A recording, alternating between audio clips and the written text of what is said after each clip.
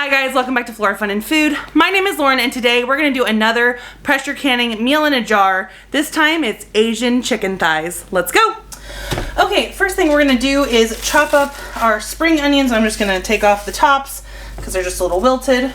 And then we need this whole bunch, green and white. And I am severely reducing this recipe because the original recipe calls for 40 chicken thighs and I have 8, and I don't know if I like this recipe yet. I mean, it's a tried and true recipe in a book, but personally I don't know if I like it yet, so I want to just make a little bit and try it first. Get these taken off too. And then it says to raw pack these in raw, but I'm going to chop them probably into quarters and just take off any excess fat. I will link the original recipe down below so you can follow it to a T, but I'm just gonna kind of tweak it. Okay, so then it says to raw pack the chicken thighs into quart jars, and it says to put 8 chicken thighs per quart, but this is 8 total and that feels like a lot of chicken.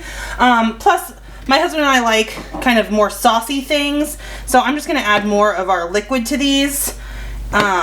And just, you know, divvy it out over rice and stuff, but I don't see how 8 chicken thighs were supposed to fit unless I really jammed them in there, because you need a good inch of headspace. So maybe she was working with smaller chicken thighs, especially if they weren't even cut up yet.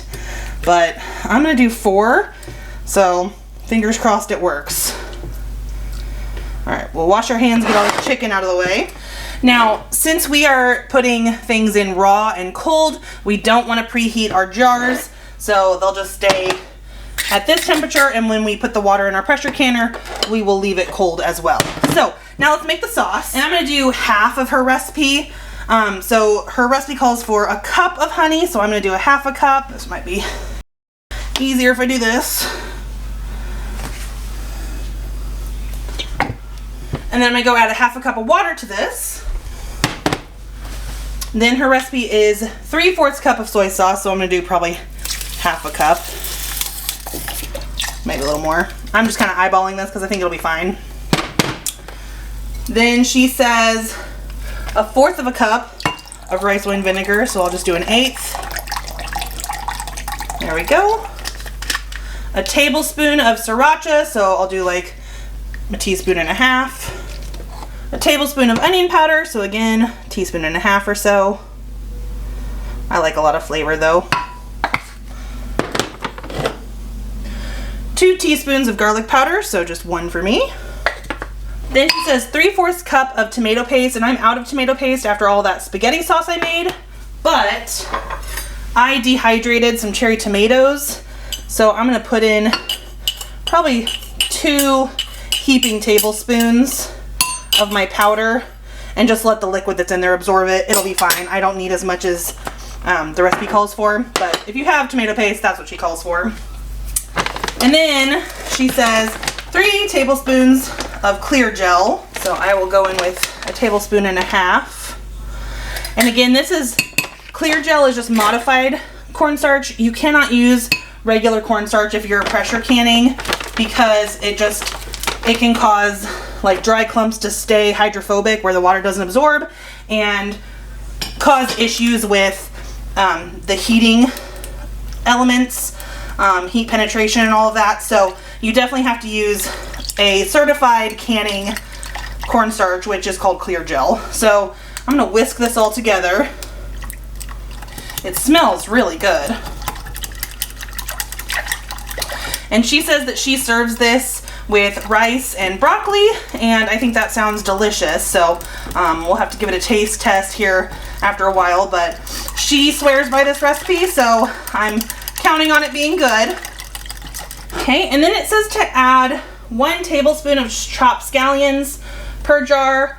I'm just going to use what we've got to fill the space. I like a lot of onion. And then we are going to pour our sauce mixture over our chicken, leaving a good inch of headspace, which means from the top of the onions to the top of the lid there needs to be 1 inch. Now I'm going to take a chopstick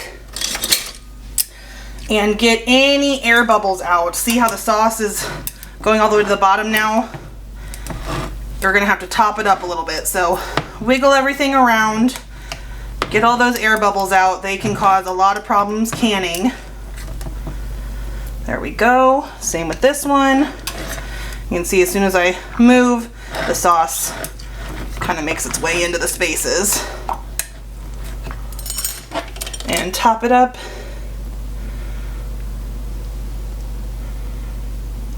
Then we'll take our cloth with some white distilled vinegar on it to really wipe off the rim, checking for any nicks or cracks, and getting anything food-wise off of the rim that would prevent it from sealing properly. Then we'll get our jar lids on, just finger tight. And now these are ready to go in the pressure canner. Okay, I'm doing this in an electric pressure canner, so I'm gonna set this for an hour and 30 minutes, so 90 minutes, okay? And then mine tells me to warm the jars up, but we are gonna just put these in here. And 2 is the minimum that I can put in here, so if I only had 1, I'd have to put some extra jars in.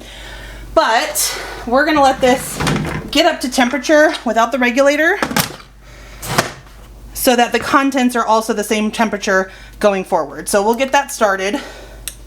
If you're using a regular pressure canner on the stove, she says to put the jars in a pressure canner and lock the lid, start on medium, heat for 10 minutes, then increase the heat to high and bring it to a boil, then let the canner vent for 10 minutes, close the vent and continue heating to achieve 11 psi for dial gauge or 10 psi for a weighted gauge, and pressure can or process quarts for an hour 30, and then pint jars for an hour 15. Okay, our canner says it's finally done cooling, so we can go ahead and take our lid off. Okay, these definitely kind of leaked out a little bit, and this one I can still hear kind of hissing, so I'm a little nervous, but we're gonna take these out of the canner and set them on a cloth to cool and seal all the way. So we'll leave these here to cool. We'll want to hear the pop that tells us that it has sealed. We'll check on it in a little while, but if you guys enjoyed this video, please give it a thumbs up and head over to my channel to subscribe for more content like this, and I hope to see you again very soon. Thanks, guys. Bye.